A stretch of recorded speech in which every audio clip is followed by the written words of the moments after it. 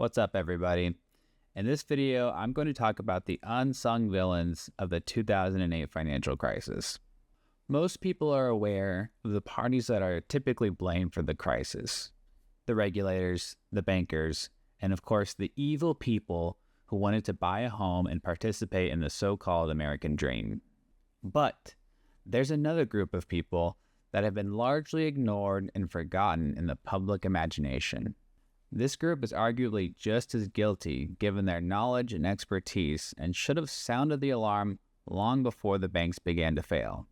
Who is this mysterious group? The auditors, of course. Now, I'm not saying auditors didn't get in trouble for their negligence and were ultimately fined millions of dollars for their role in the financial crisis. But most people don't really think about the auditors. And as we'll talk about in a moment, they're the ones who are supposed to keep companies and their financial statements in check. Although many audit firms were to blame, we're going to focus on one of the big four accounting firms, the one and only KPMG. These nerds have been around in some form or another through various mergers and acquisitions since the 19th century. Auditors like KPMG exist to verify the information on company financial statements so that investors can make informed decisions and reduce their risk of capital. In other words, auditors are investors' last line of defense from fraudulent companies trying to steal their money. In the wake of the housing crash, an old decrepit woman named Queen Elizabeth asked, "Oh, why had nobody seen this coming?" Well, Miss Elizabeth, you old fart, they had seen it coming, and not just the clever traders on Wall Street. Yes, the myriad economic and political conditions and lack of financial regulations inflated the housing bubble, and the derivatives built on subprime mortgages multiplied the risk to the financial system. But was it possible for the auditors to have given us a distant early warning, or were they just too stupid to see the signs? Let's harken back to the mid-1990s. Legendary short seller Steve Eastman and his recruit from Arthur Andersen of Enron fame analyzed subprime mortgages in the wake of deregulation in the 1980s. Eastman's protege, Vincent Daniel, wanted to understand how investment banks made their money so he could actually audit them. Arthur Andersen wasn't really interested, with his boss telling him, quote, "Vinny, it's not your job.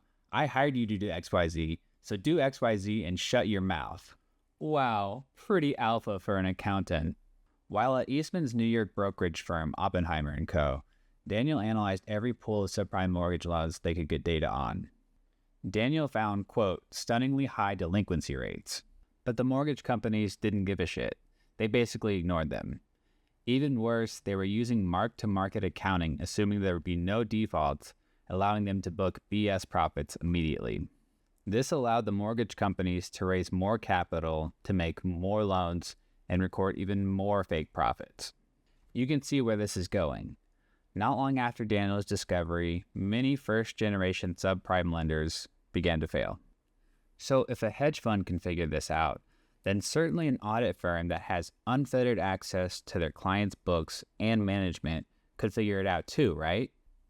The derivatives may have been too complex even for the people that sold them, but the underlying product, the mortgage itself, was simple, and they were being overvalued by the companies that held them on their balance sheet. So why didn't the auditors see this obvious, massive red flag?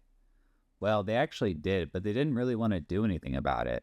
After the Sarbanes-Oxley Act of 2002, restrictions were imposed on audit firms' consulting practices. As a result, they sold their consulting units, but not long after, they were back at it again under the name Business Advisory, which is obviously a huge difference. Accounting firms have been using their audit business as a way to upsell consulting services to their clients, or advisory services, whatever. And they didn't want to piss off their clients by pointing out too many problems with their financials and risk losing their lucrative consulting contracts. Let's take a look at the company that was the first domino to fall, New Century Financial.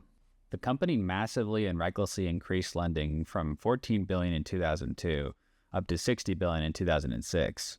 New Century securitized 90% of the mortgages they made, spreading the contagion of collapse to investors around the world. In mid-2004, New Century management knew about rising defaults, and instead of doing the right thing by informing their investors, they hid the ticking time bomb with 7 different improper accounting practices. One in particular stands out. If mortgages sold by New Century became delinquent, meaning customers had consistently missed repayments, New Century would have to buy those mortgages back. This is pretty common, and New Century would just have to establish a reserve for such buybacks, creating a liability on their balance sheet. And they did, but the problem was that they set this reserve disgustingly low. There's nothing too complicated about this, but leave it to New Century's auditor, KPMG, to fuck it up. KPMG audited the top 4 U.S. subprime lenders, New Century, Countrywide, Wells Fargo, and Option 1. So you can see KPMG had a massive interest in keeping the charade going as long as possible so they could rack up millions in audit and advisory fees. And whoa, would you look at that? Guess who the engagement partner was on the New Century audit? That's right, an ex-Arthur Andersen partner named John Donovan. Arthur Andersen, that's a good sign. According to New Century's bankruptcy examiner, Donovan and his staff, quote, appeared unwilling to challenge the client and in some instances may have acted as advocates for the client. One of KPMG's specialists actually tried to do their job properly by refusing to sign off on how New Century was accounting for its financial derivatives. Donovan threw a little hissy fit and told the specialist, quote, all we're going to do is piss everyone off. Yeah, except as an auditor, sometimes that's your fucking job. Donovan ended up running to his superiors in New York to back him up, and New Century's financial statements were given a clean audit opinion minutes before the 2005 filing deadline.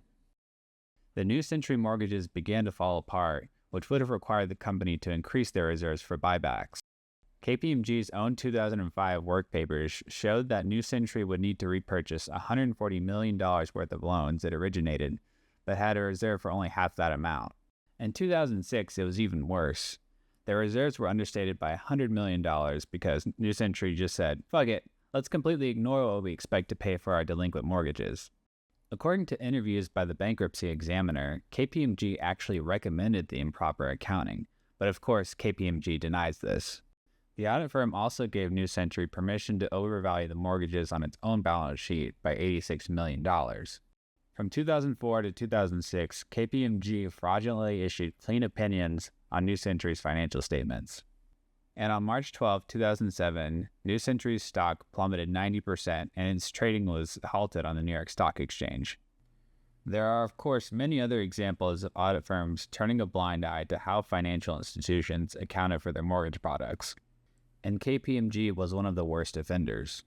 So what have we learned other than that KPMG sucks? It comes down to firm independence. When a firm audits a company, yes, they're performing a service for that company, but they're doing it on behalf of the investing public. But as we discussed earlier, KPMG was advocating on behalf of New Century rather than investors. And therein lies the problem. When a firm provides services other than audit, especially if it's more lucrative, independence can be easily impaired, and it might cause the audit firm to overlook things it otherwise wouldn't. Had KPMG and other firms not been blinded by greed, the global financial crisis might have looked drastically different.